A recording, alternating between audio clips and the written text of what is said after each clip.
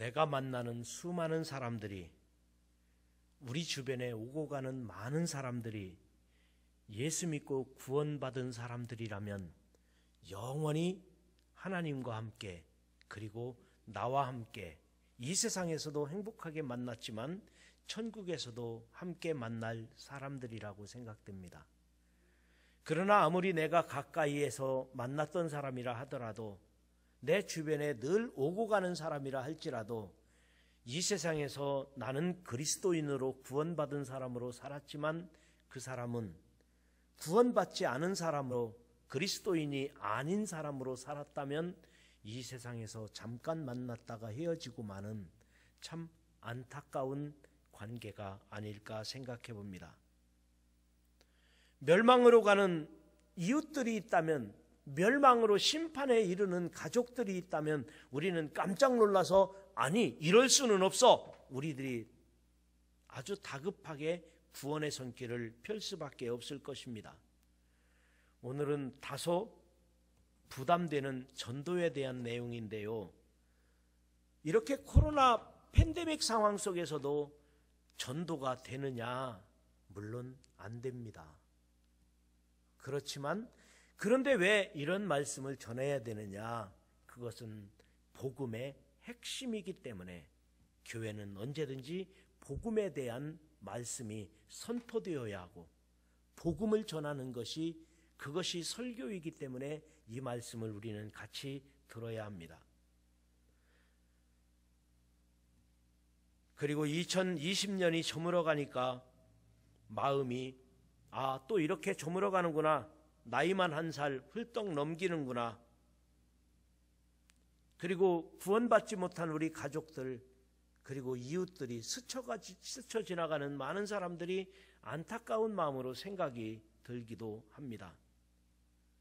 심지어는 예수 믿는 사람들이 예수 믿지 않는 사람들에게 끌려서 믿음 잃어버리는 사람들도 우리 주변에는 얼마든지 있습니다. 처음에 코로나 바이러스가 창궐하면서 교회마다 예배를 드리지 못할 때 온라인을 통해서 예배를 드리면서 그런 고백을 많이 했습니다. 목사님, 걱정하지 마세요. 나는 집에서 믿음 잘 지키고 있습니다. 오늘 영상을 통해서, 오늘 또 온라인을 통해서 예배 드리는 분들이 아마도 그런 제 이야기에, 제 말에 동감하시는 분들이 아마 있으시리라고 생각합니다. 그러면서 그분들이 하시는 말씀 중에서 이런 이야기가 제게 위로가 되었어요. 목사님, 우리 남편이요, 우리 아이들이요, 교회 가자 그러면 그렇게 안 갔는데 집에서 온라인으로 예배드리니까요, 텔레비전에 화면을 크게 해놓고 온 가족이 일어났다 앉았다 교회에서 예배드리는 것처럼 똑같이 하고 있어요. 걱정하지 마세요. 우리가 믿음 잘 지키고, 그리고 이 코로나 팬데믹 상황이 완화되면은 우리 가족이 다 같이 교회에 나가게 될 거예요. 그래서 제가 오히려 힘이 되더라고요. 은혜가 되더라고요. 여러 명이 그랬어요. 근데 그분들이 정말 다시 나오신 분도 있고, 또 어떤 분들은 아이고 텔레비전을 켜놓고 예배를 드려보니까, 어떤 분은 스마트폰을 켜놓고 핸드폰을 가지고 예배를 드려보니까 이거 예배 드리는 것 같지가 않더라는 거예요. 이거 해보니까 그냥 거기다가 해놓고 물 마시러 가고 화장실 갔다 오고 왔다 갔다 하고 이러다가 보니까 예배 같지도 않고, 그리고는 처음에는 잘 되는 것 같던데 나중에는 안 되더라, 그러신 분들도 있고요. 물론 잘 하시는 분들도 있습니다. 그런데 그런 분들은 그래도 가능성도, 그리고 우리가 어쩔 수 없는 상황에 내가 의료진으로서 병원에 취직을 해서 내가 지금 열심히 일해야 되는 상황이고, 내가 학교 선생님으로서, 아니면 내가 주어진 어떤 환경에서 피치 못할 사정이 있어서 교회 나가면 교회 가지 말라고 체크하니까요. 교회 가지 말라고. 그래서 교회 안 갔다고 말하면 예수 믿는 사람이 거짓말하기가 그렇잖아요. 그러니까 차라리 집에서 온라인으로 예배 드리고 떳떳하게 회사 나가는 게 마음 편하겠다. 저도 그거에 동감을 합니다. 그런 분들도 많이 있어요. 그런데 이런 분이 있다는 게 저는 안타까워요. 어떤 분이냐면 자녀가 어머니 교회 가지 마세요. 그러니까 자녀 눈치 보느라고 교회 못 오는 분. 또 부모님이 자녀들에게 야, 너 교회 가지 말라니까. 그래서 부모님 무서워서 교회 못 가는 분. 아내가 남편이 서로가. 아니 그럴 때는 그래요. 당신 말을 들을 테니까 그래요. 자녀들 너희들 말을 들을 테니까 그러면 나와 함께 온라인을 통해서 예배 드리자. 이걸 해야 되는 거 아니겠어요? 내가 온라인을 통해서 예배 드리는데 그래 너와 함께 우리 가족이 그러면은 너의 약속을 지키고 나의 약속을 지키면서 우리가 같이 예배를 드리자. 이게 좀 된다면은 오히려 코로나 상황이 가족이 하나 될 수 있는, 그리고 가족 구원할 수 있는 더 좋은 기회도 될 수 있었을 텐데 오히려 예수 믿는 부모님이, 예수 믿던 자녀들이, 예수 믿던 남편이, 예수 믿던 아내가 믿지 않는 사람에게 잡혀가지고 끌려가지고 나도 주님을 잃어버리는, 나도 하나님께 예배드릴 수 없는 그런 형편이 되어버리고 만 사람들이 여기저기서 나타난다는 사실을 알면서 오늘 말씀을 들으면서 여러분, 우리가 이렇게 코로나 팬데믹 상황이 되면 오히려 가족 전도하기 좋은 때입니다. 오히려 나의 진실한 친구를 만날 수 있는 기회가 되는 것입니다. 다른 사람들하고 깊이 만날 수 없어요. 모르는 사람에게 만나는 게 조심스러워요. 가족끼리는 더 많은 대화를 할 수 있어요. 밖에 나가서 손님 만나고 이리저리 방황하던 사람, 술친구 만나던 사람들 요즘 술친구 안 만나고 집에서 머무는 시간이 더 많잖아요. 이럴 때일수록 우리가 더 전도할 수 있는 기회가 있는데도 오히려 믿지 않는 사람에게 끌려가 버리고 믿지 않는 사람들에게 내가 그냥 먹혀버리는, 그래서 내가 말하는 것이 내가 가정에 대한 어떤 복음의 증인의 사명을 다하지 못하고 오히려 거기에 끌려가 버리는 일들이 우리들 주변에는 없을까? 그래서 우리들은 모두가 오늘 본문의 말씀을 심각하게 받아들여야 합니다. 예수님께서 부활하시고 승천하기 직전에 제자들이 예수님께 물었습니다. 이스라엘 나라를 회복하심이 이때입니까? 예수님이 부활하셨으니까요. 예수님께서 부활하셔서 제자들과 함께 있으니까요. 제자들은 물을만 하잖아요. 예수님, 이스라엘 나라가 회복되는 것이 이때입니까? 오늘날 우리로 말하면 예수님, 코로나가 이렇게 창대하게 많은 사람들 세계적으로 퍼져나가는데 예수님 재림하시는 종말이 이때입니까? 묻는 거 똑같지 않겠습니까? 그랬더니 예수님께서 대답하시기를 이렇게 대답하셨습니다. 이르시되 때와 시기는 아버지께서 자기의 권한에 두셨으니 너희가 알 바 아니요 오직 성령이 너희에게 임하시면 너희가 권능을 받고 예루살렘과 온 유대와 사마리아와 땅끝까지 이르러 내 증인이 되리라 하시니라. 자꾸만 엉뚱한 이론에 빠지지 말고 지금 해야 될 중요한 일은 내 가족 전도하는 일이고 나와 가까이 있는 그 사람을 만나는 일이고 그에게 복음을 전하는 일이지, 이것은 예수님의 지상명령이자 유언인데 이 지상명령이자 유언을 저버리고 우리가 다른 생각을 하고 있으면 안 된다는 것을 주님은 제자들에게 말씀하신 것입니다. 그런데 이 코로나 시대를 맞이하여 우리들이 전도가 되겠느냐? 안 되는 것 뻔하면서 왜 목사님은 이 말씀을 전하느냐? 우리가 충분히 생각할 수도 있습니다만 그래도 하나님의 말씀이고 예수님의 유언이고 예수님의 지상 명령이기 때문에 저는 선포해야 되는데 우리가 증인으로 살라는 것입니다. 예수님의 증인이 되어달라는 것입니다. 왜 우리가 증인이 되어야 할까요? 왜 우리가 복음을 전해야 될까요? 저는 그것을 오늘 몇 가지 말씀을 드리고자 하는 것입니다. 우리가 왜 증인이 되어야 하느냐? 왜 우리가 복음을 전해야 되느냐? 우리를 향하신 하나님 아버지의 뜻이기 때문입니다.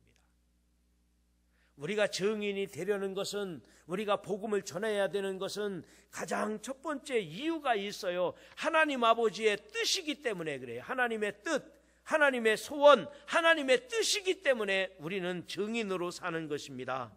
하나님은 인류 구원의 방법이 딱 정해져 있습니다. 전도라고 하는 미련한 방법을 택하셨습니다. 그것은 우리 전도하는 자들에게 상급을 주시려고, 그리고 전도의 미련한 방법을 택하신 것은 우리 전도자들을 사랑하시기 때문에 우리에게 기회를 주신 것입니다. 마가복음 1장 39절에 말씀하셨습니다. 이르시되 우리가 다른 가까운 마을들로 가자. 거기서도 전도하리니 내가 이를 위하여 왔노라 하시고, 즉 예수님께서도 전도를 위하여 이 땅에 오셨다고 말씀하셨습니다. 예수님도 전도를 위하여 오셨고 초대교회도 그 사명을 감당했고, 오늘날 우리들도 그것은 예수님이 원하시는 바 선하신 뜻이기 때문에 우리는 해야 된다는 것입니다. 그래서 사도행전 5장 42절에도 저희가 날마다 성전에 있든지 집에 있든지 예수는 그리스도라 가르치기와 전도하기를 쉬지 아니하니라, 초대교회 사도들이 그랬다는 것입니다. 하나님께서는 전도에 미련한 것으로 믿는 자들을 구원하시기를 기뻐하셨습니다. 그래서 예수님께서도 전도하셨고 그것을 위하여 오셨다고 했고, 사도들도 그랬고, 지난날 선교사들이 그러했고, 오늘날 우리들도 마찬가지. 이것은 기독교의 본질입니다. 교회의 본질이라는 것이죠. 그런데 이 전도는 축복입니다. 인류가 전도를 통해서 복을 받았고, 전도하는 민족, 전도하는 사람은 다 복을 받았습니다. 그러니까 선교사들이 나가는 거예요. 생명을 걸고 나가는 것입니다. 목숨을 걸고 나가는 것입니다. 전도자에게 상급이 있기 때문에, 그 상급이 알기 때문에 전도자들은 나가는 것입니다. 오늘 8절에도 이렇게 말합니다. 오직 성령이 너희에게 임하시면 너희가 권능을 받고 예루살렘과 온 유대와 사마리아와 땅끝까지 이르러 내 증인이 되리라. 성령이 임하시면, 성령이 충만하면 전도의 열매가 맺어진다고 말씀하셨습니다. 여러분, 성령 충만하면 여러 가지 현상이 일어나는데, 성령 충만하면은 첫 번째로는 기쁨이 있습니다. 성령 충만하면 기뻐집니다. 모든 것이 안 되는 것이 없을 것 같은, 모든 것이 감사하고 기쁨이 넘쳐요. 그런데 성령 충만하면 두 번째로 무슨 일을 하더라도 힘있게 합니다. 기쁨으로 하니까 힘있게 할 수가 있어요. 그게 성령 충만한 거예요. 일을 잘하게 됩니다. 하는 일들마다 잘 돼요. 그 다음에 세 번째로 성령 충만하면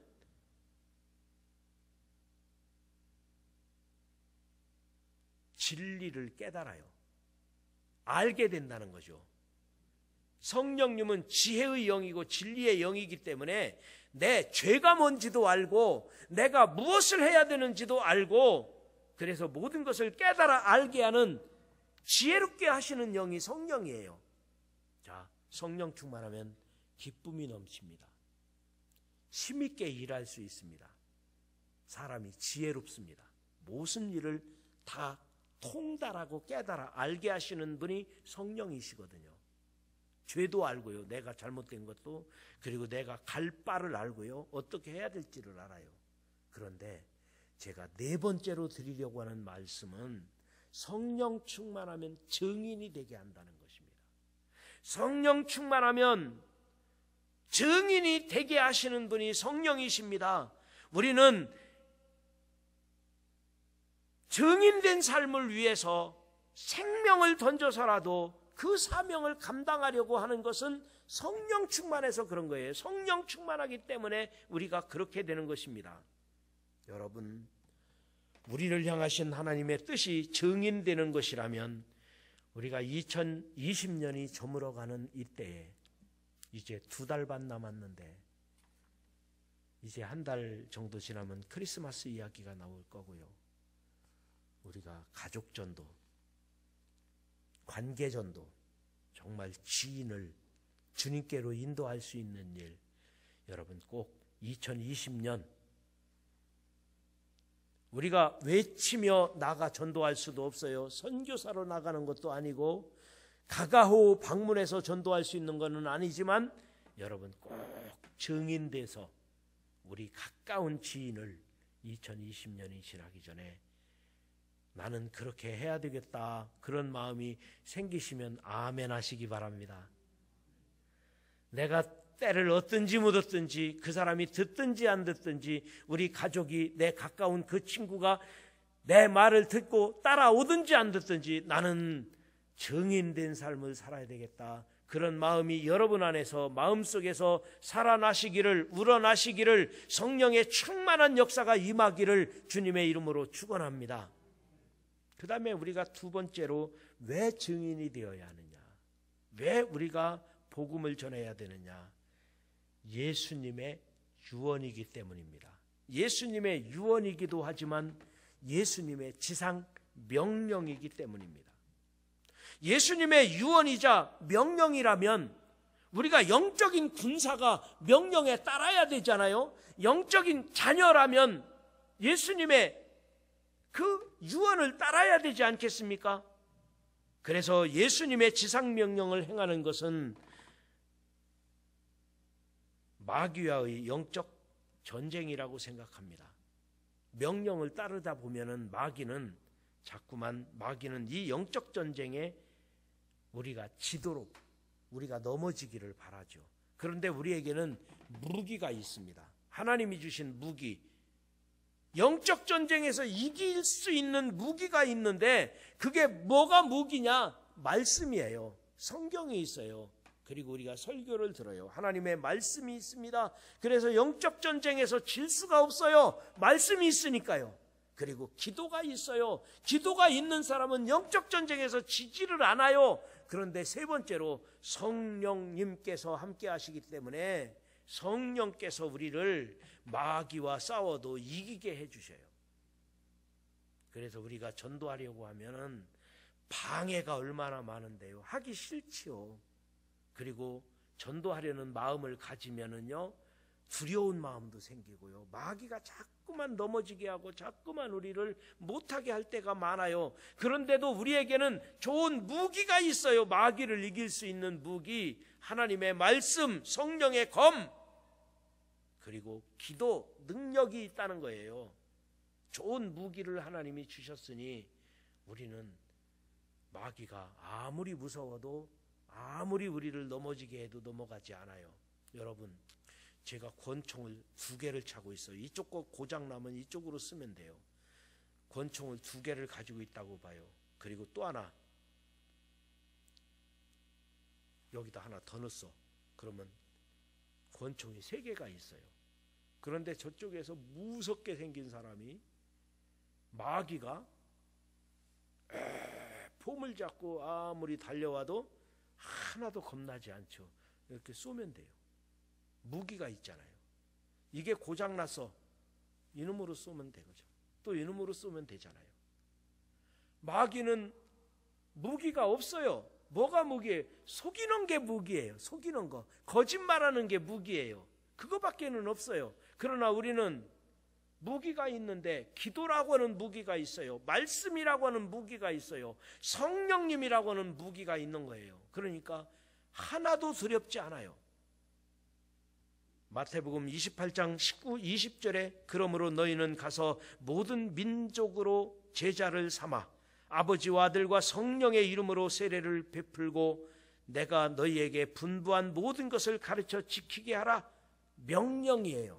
명령은 우리가 그리스도의 군사된 자로서 명령에 따라 나가는데, 우리에게 좋은 무기를 주신 거예요. 마귀와 대적해서 하나도 무섭지 않게 성령이 같이 계신데요. 하나님의 말씀이 함께하고 계신데요. 기도할 수 있는데요. 우리가 주님의 유언이자 명령이라면 나가는 것입니다. 그런데 그냥 나가는 것이 아니라 든든한 무기를 주셔서 우리가 성령 충만해서 나가면 되는 것입니다. 오늘 9절에도 말씀하셨습니다. 이 말씀을 마치시고 그들이 보는데 올려져 가시니 구름이 그를 가리워 보이지 않게 하더라. 그러니까 예수님께서 지금 승천하시기 직전에 이 말씀을 하시고 승천하셔서 그래서 많은 사람들이 예수님이 승천하시는 것을 보았다. 종말론적 사건이라는 것입니다. 종말론적 사건이라는 것입니다. 사랑하는 성도 여러분, 금년이 지나가기 전에 꼭 가족, 내 가까운 지인 결실하기를 주의 이름으로 축원합니다.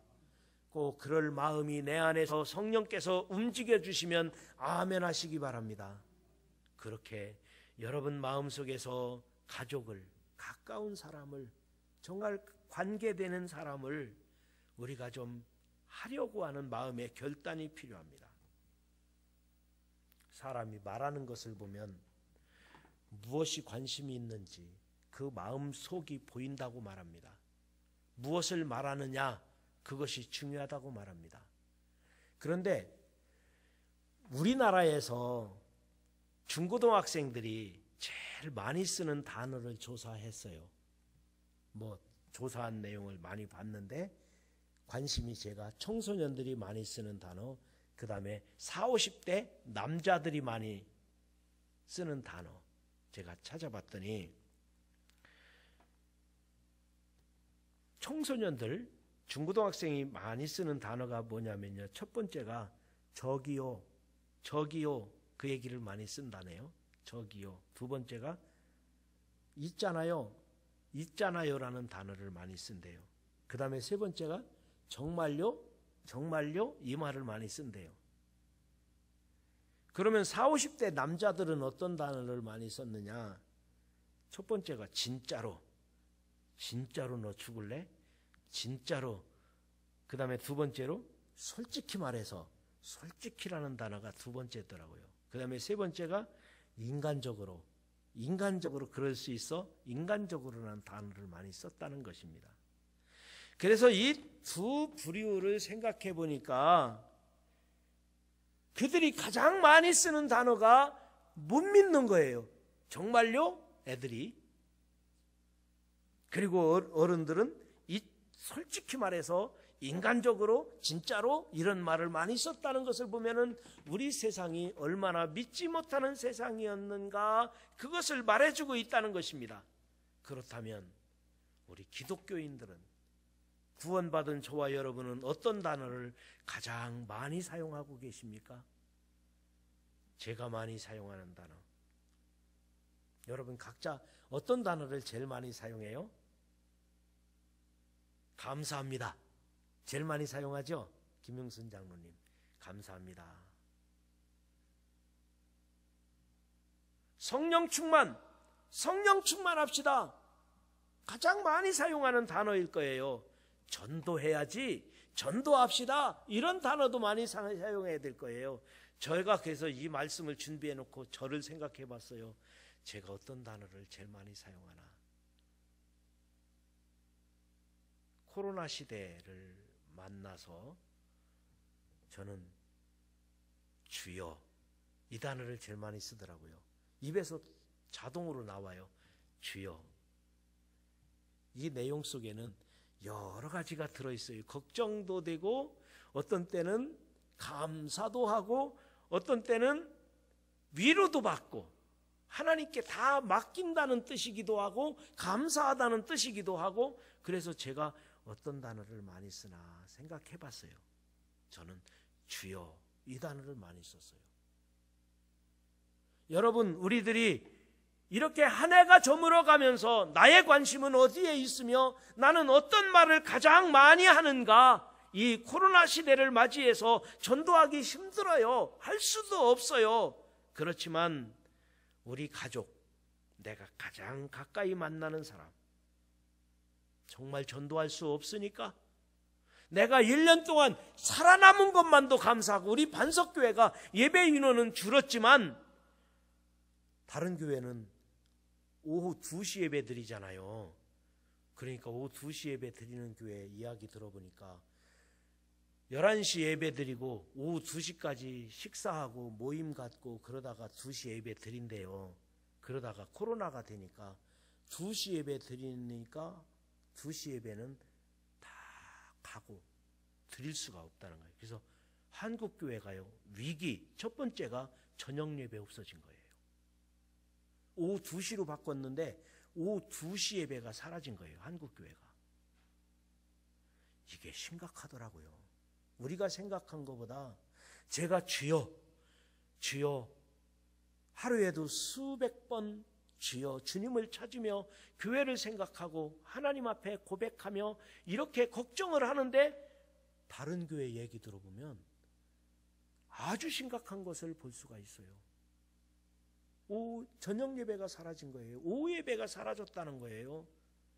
여러분, 오늘같이 이렇게 코로나 상황 속에서 1년 동안 살아남은 것도 감사하고, 우리가 이 어려움 때 예배 잘 드린 것도 감사하고, 온라인을 통해서 가정에서라도 예배 드릴 수 있는 것 얼마나 감사한 일입니까? 이 힘든 언택트 시대, 비대면 시대를 만나서 전도 못합니다. 복음전도 외치면 욕먹기 일쑤입니다. 누구 찾아가면 아이고 교인이 왔다고, 기독교인 왔다고 거부합니다. 그러나 가족 전도하긴 더 좋아졌어요.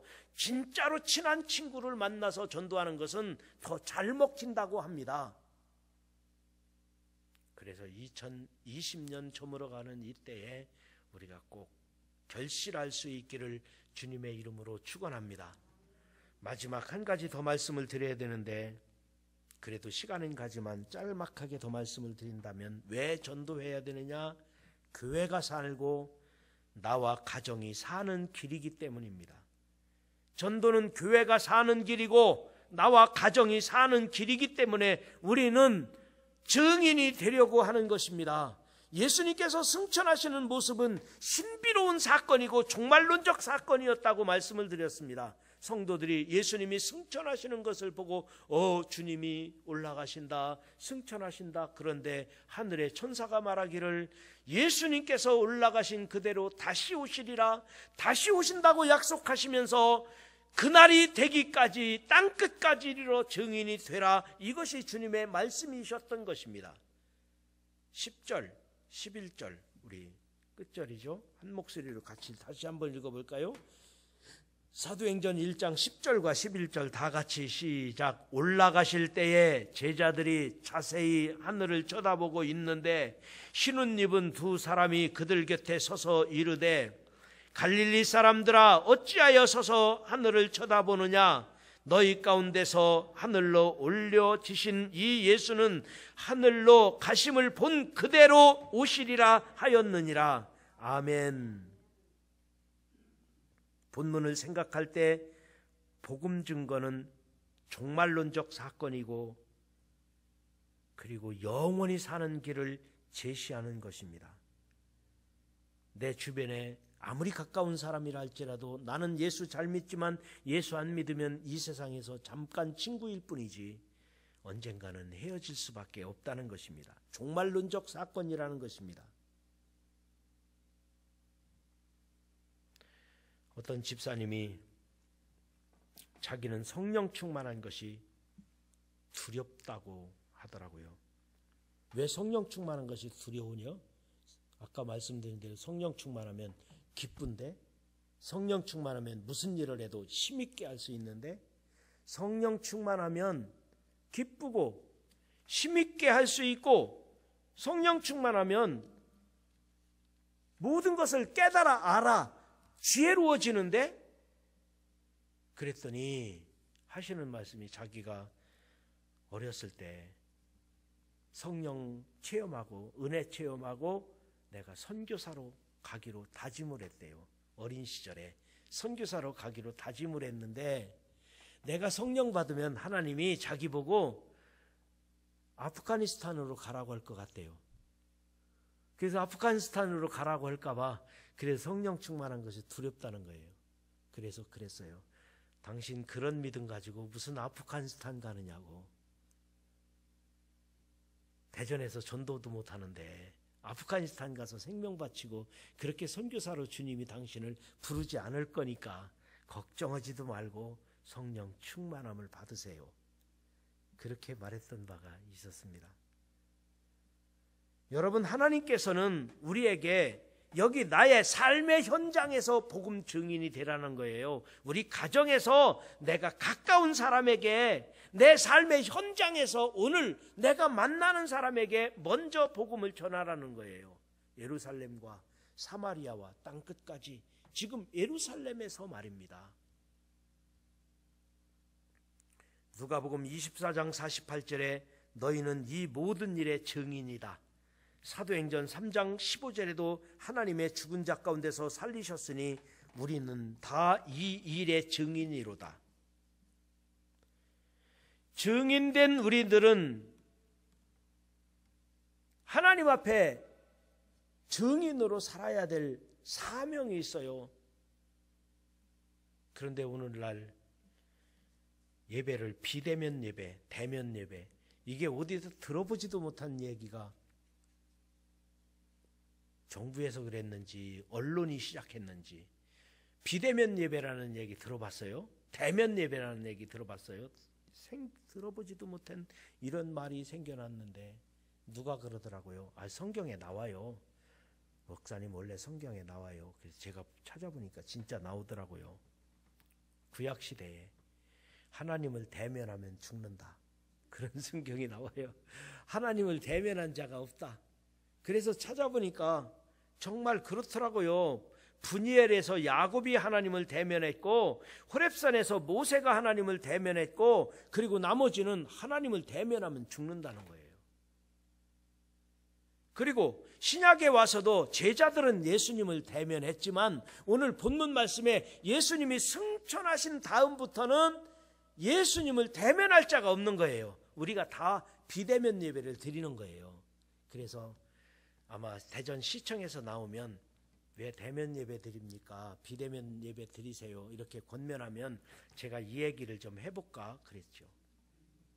우리는 비대면 예배 드린다고 예수님을 대면할 수도 없고 하나님을 대면하면 다 죽는다고 그런 말을 할까?